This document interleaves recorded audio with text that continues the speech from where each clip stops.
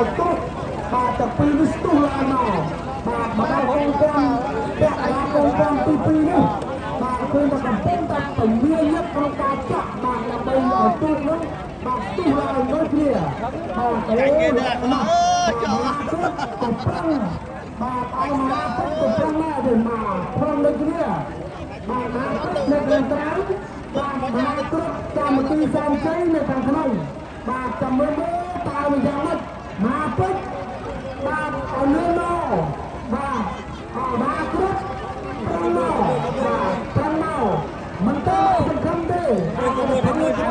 ចាញ់ទៅគ្រប់ទៀតទៀតទៅណាបាទទៀតទៅណាបាទទៀតមកពុកទៅរត់ចាំដែរឃើញទេចាញ់ណា